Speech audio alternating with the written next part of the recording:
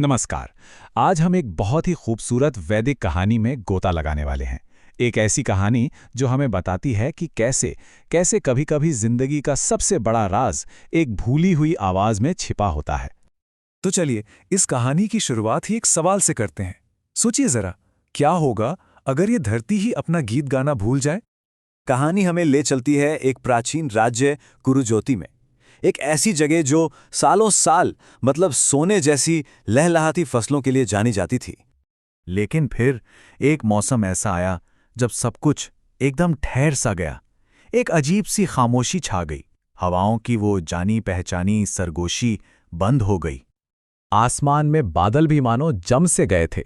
ऐसा लग रहा था जैसे प्रकृति की जो अपनी एक लय होती है ना, वो पूरी तरह से टूट चुकी थी।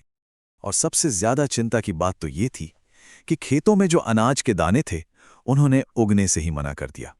सोचिए, उस राज्य की जीवन रेखा, वो अनाज मिट्टी में बस खामोश पड़ा था। अब इन्हीं हजारों लाखों दानों के बीच एक छोटा सा दाना था जिसका नाम था धन्य। और धन्य में एक खास बात थी। वो किसानों की खामोश प्रार्थनाओं को, उनकी दुआओं को सुन सकता था। तो जब उसने किसानों का ये दर्द महसूस किया, धन ने सारी हिम्मत जुटाई और सीधे धरती माँ पृथ्वी से ही पूछ लिया, माँ, हम उग क्यों नहीं रहे हैं? ये जमीन इतनी खामोश क्यों है? और पता है पृथ्वी ने क्या जवाब दिया? उनका जवाब एक पहेली की तरह था। उन्होंने कहा, क्योंकि तुम सब उस एक आवाज का इंतजार कर रहे हो जिसे तुम लोग भूल चुके हो। और ठीक तभी कहानी में एक नया मोड़ आता है। उन सूने खेतों में एक ज्ञानी ऋषि आते हैं, ऋषि वायुसेन। और उनके बारे में कहा जाता था कि वो हवाओं से बातें कर सकते थे, उनकी भाषा समझते थे। उन्होंने उन खामोश खेतों को देखा और एक बहुत ही गहरा सवाल पूछा। उन्होंने कहा, हे धरती की संतानों, क्या तुम्हें वो ध्वनि याद है जो जीवन को जगा देती है? बस इतना कहकर ऋषि वायुसेन ने अपनी आंखें बंद कीं और एक ही बहुत शक्तिशाली शब्द का उच्चारण किया, ओम। अब ये कोई आम शब्द नहीं था। इसकी जो गूंज थी वो एक गर्म सी लहर बनकर पूरी मिट्टी में फैल गई और उसने हर एक दाने को छुआ। और उस आवाज के कंपन ने धन्य के अंदर सोई हुई यादों को जैसे जगा दिया।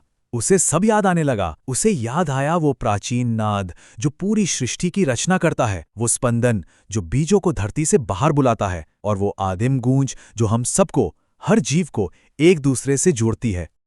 और बस जैसे ये सब याद आया, धन्य के अंदर मानो जिंदगी की एक लहर सी दौड़ गई। वो कांपा और एक नन्ही सी हरी कोंपल बनकर मिट्टी को चीरता हुआ बाहर आ गया। और यहीं से तो असली चमत्कार शुरू हुआ। धन्य को बाहर आते देख खेत में मौजूद बाकी सारे दानों को भी वो बोली हुई धुन याद आ गई। और फिर क्या था, देखते ही देखते पूरा का पूरा खेत नई हरी भरी जिंदगी से लहलहा उठा। तब ऋषि वायुसेन ने सबको इस चमत्कार के पीछे का राज बताया। उन्होंने समझाया, देखो, विकास सिर्फ पानी और मिट्टी पर निर्भर नहीं है। असली विकास वो तो याद करने में है।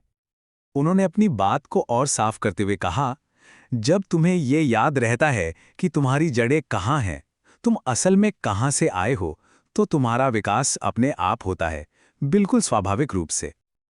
और यही गहरी बात, यही ज्ञान हमें वेदों में भी मिलता है। वहाँ लिखा है, वो इंसान जो अपने अंदर की दिव्य ध्वनि को हमेशा याद रखता है, वो जीवन में कभी भी सच में बंजर नहीं हो सकता। तो देखिए, ये प्राचीन कहानी आज हम सबके लिए एक बहुत ज़रूरी सवाल छोड़कर जाती है कि हमारी अपनी ज़िंदगी में वो कौन सी आवाज़ है, वो कौन सा सच है जिसे हमें याद करने की ज़रूरत है, ताकि हम भी धन्य की तरह पूरी तरह से खिल सकें।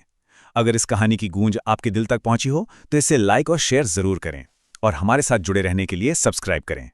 ऐसा करने से ये खूबसूरत कहानियां उन लोगों तक भी पहुंच पाएंगी जिन्हें शायद इनकी सबसे ज़्यादा ज़रूरत है।